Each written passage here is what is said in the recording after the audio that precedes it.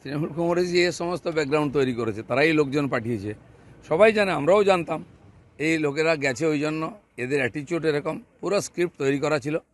আর তৃণমূলই চেঁচাচ্ছে, আবার কারো টেনশন নেই, কারণ সবাই জানে এর ভিতরে কে আছে। না, টিএমসি সরকারের যে অপকীর্তি তার বিরুদ্ধে বললে, ওনার বিরুদ্ধে এখনও তো কেস করতে পারেনি ওরা। কেসও করবে, তাকে কালো ঝান্ডা দেখিয়েছে, গো ব্যাক বলেছে, তাও আটকানো যায়নি। এখন এটাই শেষ অস্ত্র।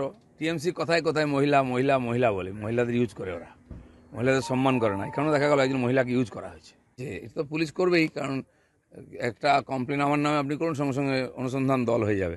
বাকি হাজার হাজার কোটি টাকা লুট, খুন, ধর্ষণ, আর সন্দেশখালিতে মহিলারা রাস্তায় দাঁড়িয়ে বলছেন তাদের উপরে কী হয়েছে, কজন অ্যারেস্ট হয়েছে। তারাই বাড়ি থেকে টিএমসি নেতাকে কলার ধরে টেনে নিয়ে এসে জুতো পেটা করে পুলিশের হাতে দিচ্ছেন।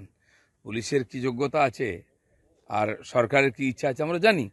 তো সমস্ত ভারতবর্ষের সম্মানীয় পদ, সম্মানীয় লোক, তাদের কী করে অপমান করতে হয় সেটা ওরা দেখিয়েছেন। রাষ্ট্রপতি, প্রধানমন্ত্রী, গৃহমন্ত্রী, নাড্ডাজি থেকে আরম্ভ করে রাজ্যপাল, এমনকি হাইকোর্টের বিচারপতি মহিলা, তার স্বামীকে পর্যন্ত ধরে নিয়ে আসে সিবিআই সিআইডি দিয়ে ডাকা হচ্ছে তার মুখ বন্ধ করার জন্য।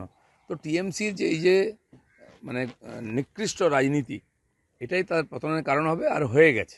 মানুষের চোখের সামনে নিজেকে ওরা এক্সপোজ করে দিয়েছে।